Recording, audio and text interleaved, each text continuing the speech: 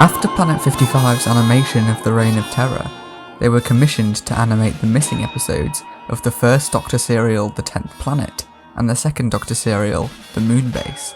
These were likely produced at the same time as Curious Entertainment's animation of the Ice Warriors, with The 10th Planet releasing on DVD less than 2 months later.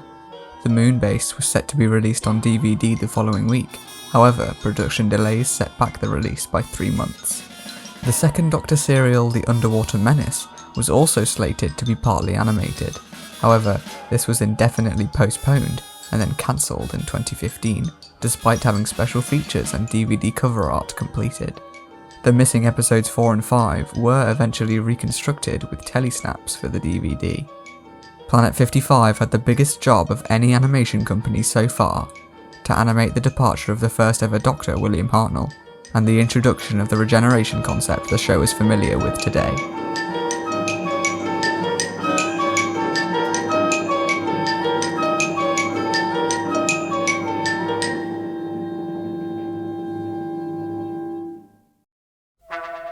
The TARDIS lands in the South Pole in 1986. Coincidentally, Earth's forgotten twin planet Mondas appears to the human race, along with visitors from that world. It's up to the Doctor and his friends to stop the creatures before they convert the Earth's population into similar cyber creations, but the encounter will have a devastating effect on the Doctor. Not long after, the Doctor would encounter these fearsome foes once more in 2070, on the Moon. As the Doctor and his friends are questioned about a mysterious plague aboard a moon base, the truth of the deaths are discovered to be at the hands of the Cybermen. These cybernetic monsters saw immediate praise, becoming one of the most iconic villains in Doctor Who history.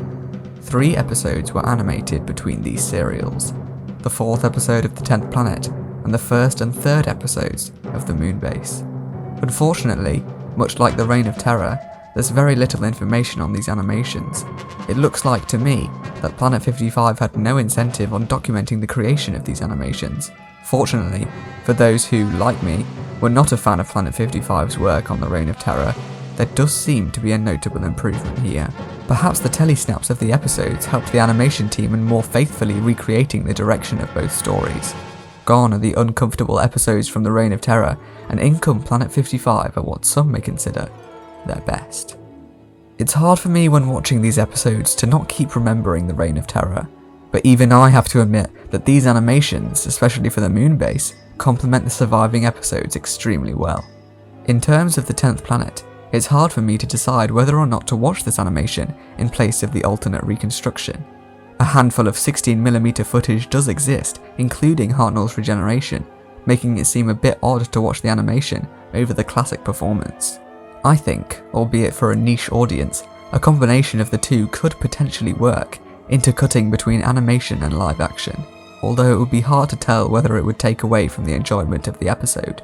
The cutaway to Geneva included in the episode seems to have a different background to the original telesnaps, and, as well as the Moonbase, many shots of some characters are reused in order to decrease the budget. The Moonbase itself easily benefits from the animation from Planet 55. It can be jarring to begin watching a partly animated Doctor Who serial where the first episode is animated. It can feel like by the second episode, you're relearning the surroundings and the characters involved. Fortunately, Planet 55's faithful reconstruction is mostly successful in reducing this effect.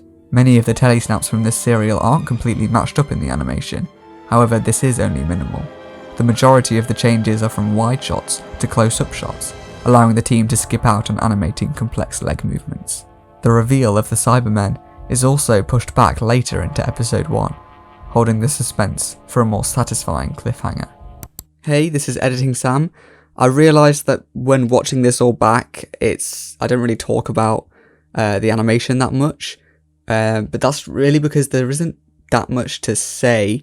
A lot of the stuff I talked about the animation, I kind of said in my Reign of Terror video, and for the most part they haven't really changed that much. It's obviously a massive improvement, but the art style itself is generally the same. On the topic of the Reign of Terror, I think, to my knowledge, they only had half the time that they kind of requested or wanted to do the animation for the Reign of Terror, so that's another reason as to why some people like me aren't a fan of it. Like, it's not their fault. They did what they could with the time frame that they were given, and that's just not their fault. But just wanted to add that in as a little, back to recording, Sam. Planet 55 wouldn't release another Doctor Who animation until 6 years later in 2020. However, by that time, they had changed their name to Big Finish Creative. In this 6-year gap, there would be 4 missing episode animation projects, beginning with the heavily debated Power of the Daleks.